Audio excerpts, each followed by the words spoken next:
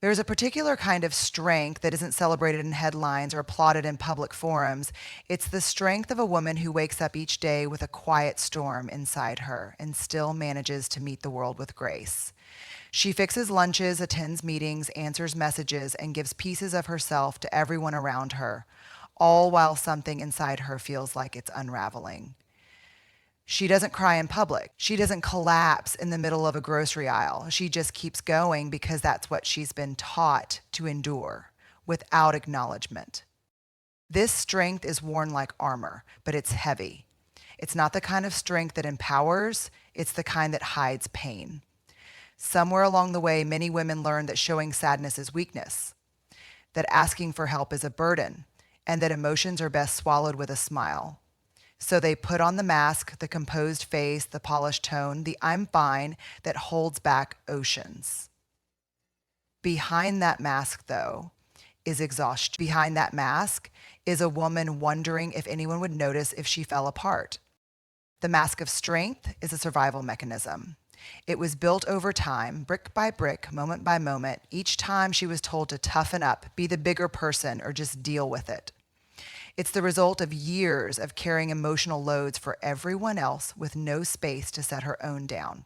And the most painful part, sometimes even the people closest to her can't see the weight she's carrying. Because she wears the mask so well, they assume she's unshakable. But no one is unshakable forever. She doesn't wear this mask because she wants to deceive anyone. She wears it because it feels safer. Because being strong earns approval.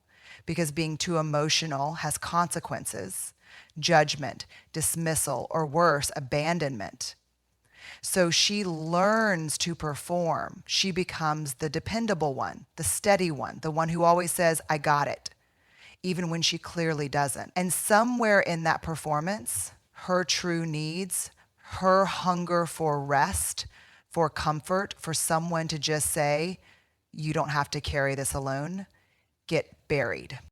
But the mask comes at a cost. It silences her truth. It disconnects her from others, even when she's surrounded by people. It tells her to minimize her pain, even when it's breaking her apart inside.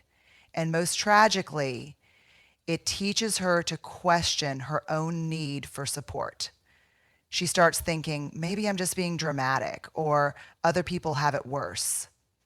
This kind of self-silencing isn't humility, it's abandonment of self. And it's heartbreaking. The truth is, the mask doesn't make her stronger, it makes her invisible. It creates a world where her needs are never named and therefore never met. It becomes a cage built from smiles and pleasantries, where she's applauded for coping instead of being cared for. But what would happen if she gently set that mask down? If she allowed herself to be seen, not the curated version, but the raw, weary, deeply human woman underneath? That would be the beginning of something holy, not weakness, but honesty, not shame, but healing. Because real strength isn't pretending everything is okay. Real strength is saying, I'm not okay and I need help.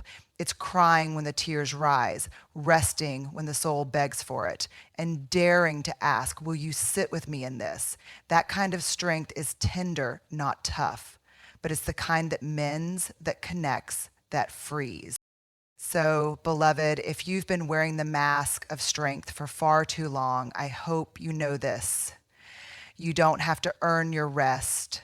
You don't have to prove your pain. You don't have to hold it all together just to be worthy of love. You are allowed to be soft, you are allowed to fall apart, and most of all, you are allowed to be seen fully, honestly, and without shame. Not all wounds bleed. Not all pain screams. Some wounds are hidden so deep beneath the surface that even the woman carrying them forgets they exist until they ache in silence. These are the invisible wounds, the ones no one sees, the ones no one asks about, the ones that don't show up in x-rays or medical charts but live in the quietest parts of a woman's heart. They come from words that were never said, from care that was never given, from betrayals that were brushed off as misunderstandings. And because they don't leave visible scars, the world assumes she's fine. These wounds come from the emotional labor she's done for years without acknowledgement, from the weight of being everything for everyone and nothing for herself, from the nights she cried into her pillow but wiped her face before anyone could see, from the moments she bit her tongue instead of speaking her truth, because experience taught her that her truth was too much, too loud, too inconvenient. These wounds form quietly in the absence of support, and silence becomes both her shelter and her prison. One of the cruelties of invisible wounds is how easily they're overlooked by others. She might show up to work, care for her children, laugh at a joke, or offer advice to a friend, and yet be completely undone on the inside. And when she finally breaks down, people around her might respond with shock. I had no idea. That's the thing about emotional pain. If it's not obvious, people often pretend it doesn't exist. And in that pretending, she is left feeling even more unseen. She begins to internalize that invisibility. She tells herself maybe she shouldn't feel the way she does. Maybe she's just too sensitive. Maybe her pain isn't valid enough. Maybe if she were stronger, more spiritual, more disciplined, she wouldn't feel so heavy. And those thoughts, they become their own wound. The kind that doesn't just hurt, it erodes slowly, quietly. But beloved, emotional pain is real. Loneliness is real. The absence of empathy is real. Just because it's invisible doesn't mean it's insignificant. The body keeps score, and so does the soul. And if a woman carries that kind of pain for too long without a safe place to rest it, she starts to break in unseen ways. Her joy dims, her trust falters, her voice shrinks. She starts to live half alive, going through the motions but disconnected from meaning. These invisible wounds often come with shame. Because no one saw the injury, she feels she has no right to ask for help. She minimizes her pain in comparison to others. She dismisses her heartbreak as drama or weakness. But shame thrives in secrecy, and healing only begins when she tells the truth, not to the world, but first to herself. What happened to me mattered. That sentence, that acknowledgement, is a doorway to restoration. And beloved, hear this with your whole heart. Your invisible wounds are real and they are worthy of compassion. You do not need a visible scar to justify your healing. You don't have to perform suffering to earn empathy. You are not dramatic. You are not broken. You are simply carrying pain that was never meant to be carried alone. It's okay to ask someone to walk with you. It's okay to speak the truth out loud. Your healing doesn't begin when someone else finally notices. It begins when you notice and give yourself permission to be gentle with what hurts. The most powerful healing doesn't always come from fixing. Sometimes it comes from finally being seen, and sometimes it comes from finally seeing yourself. From the moment she took her first steps, expectations began to gather around her like invisible bricks. Be polite, be quiet, be nice, be strong, be accommodating, be grateful. And over time, these bricks weren't just things she carried, they became who she thought she had to be. No one told her directly, don't rest, don't cry, don't need.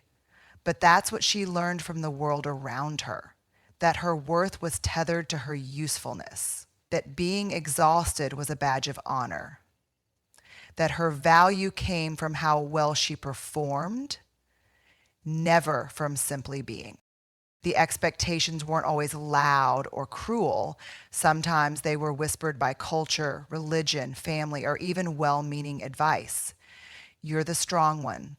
You're so reliable. You always bounce back. And though these may sound like compliments, they can become cages. Because when a woman is constantly praised for being the one who holds it all together, she eventually believes that she's not allowed to fall apart. So she learns to smile through grief, to cook dinner with a broken heart, to host others while silently hoping someone might ask how she's really doing. There is a deep fatigue that comes from living under the weight of these expectations, not just physical fatigue, but emotional and spiritual exhaustion. The kind of tired that doesn't go away after a nap, the kind of tired that comes from always being on, always being responsible, always being okay for other people. And here's what makes it even heavier. When she tries to say, I'm not okay, the world around her sometimes looks confused because they've gotten so used to her strength, they don't know what to do with her softness. Many women live in this tension, this space between who they are and who they're expected to be, the gap between I need help and I should be able to do this on my own. The pressure to be everything for everyone while slowly disappearing in the process. It's not just unfair, it's soul stealing. And when no one checks in, when no one asks, what do you need? That weight begins to feel like a silent, lifelong burden. And yet, even in the heaviness, she rarely complains. Not because it's easy, but because she believes she should be able to carry it. Because somewhere along the way, she confused perfection with love. She believed that if she didn't meet every need, she might lose connection. That saying no would make her less worthy, that slowing down would disappoint someone. So she keeps moving, keeps giving, keeps saying yes, even when her soul is begging for permission to rest. But beloved, here is the truth that can break that cycle. You were never meant to carry it all. Expectations are not your identity. Performance is not your value. You are allowed to exist without proving your worth every moment of every day. You are allowed to let the mask slip, to put the heavy bag down, to say this is too much, without guilt or apology. When a woman finally names the weight she's been carrying, it doesn't mean she's weak. It means she's honest. And honesty is the first act of rebellion against a system that taught her to stay silent. When she begins to choose her truth over others' expectations, she starts reclaiming herself, her time, her body, her mind, her joy. That reclamation is not selfish, it's sacred. So if you're reading this with tears in your eyes, feeling the weight of everyone else's needs on your back, know this. You don't have to earn your right to breathe. You are allowed to take up space, to disappoint people, to be human.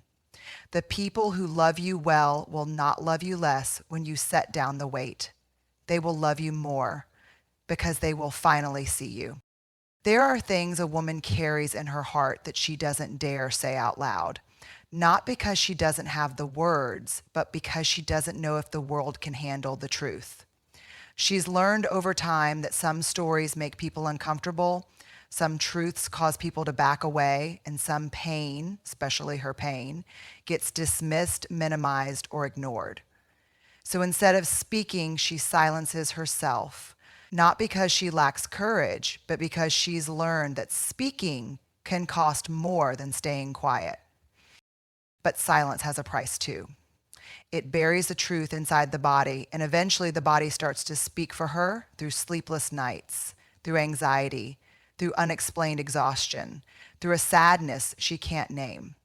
She tells herself it's just stress, or maybe hormones, or just a rough season. But deep down she knows this is what happens when a woman swallows her voice for too long. The pain doesn't disappear, it just digs deeper roots. There is a reason why truth-telling feels so terrifying. Many women were raised in environments where honesty was punished, where crying was seen as manipulation, where anger was labeled ungratefulness, where boundaries were treated like betrayal. So she learned to hold back, to tell only parts of her story, to smile when she wanted to scream. And somewhere in that pattern, she forgot that her voice was sacred. She forgot that truth is not a threat, it's a birthright. Speaking the unspeakable is an act of rebellion against shame. It is saying this happened to me, or this hurt me, or I am not okay, even when there's a risk it won't be received well. It is choosing to believe that her pain deserves to be named, not hidden. It is stepping out of the shadow of silence and into the light of truth, knowing that even if her voice shakes, it still carries power. And beloved, that is courage in its purest form. This kind of courage doesn't always look loud. Sometimes it's writing something down in a journal for the first time. Sometimes it's whispering a truth to a therapist or a trusted friend. Sometimes it's standing in front of a mirror and saying the words she's never said. I didn't deserve that. It wasn't my fault. I am allowed to feel this. These small acts are sacred. They are steps toward reclaiming her voice, her power, her healing. It's important to say this too. Not everyone will respond with empathy. Some people will be uncomfortable. Some will change the subject. Some may try to explain her pain away. But their inability to hold space is not a reflection of her truth. It's a reflection of their limitations. She is not too much. Her story is not too heavy. And her truth does not need to be watered down for someone else's comfort. When a woman speaks the unspeakable, she creates room for healing, not just for herself, but for others too. Because someone else is always listening, someone else who needed to know they weren't the only one. And in that moment, her courage becomes a mirror. Her voice becomes a lifeline. Her truth becomes a path toward collective healing. This is how stories shift. This is how shame begins to loosen its grip. So, beloved, if there's something you've kept buried, something you've been too afraid to name, I hope you know you're not alone. You don't have to shout your truth from a rooftop, but you do deserve a space to lay it down. Your voice matters, even if it trembles.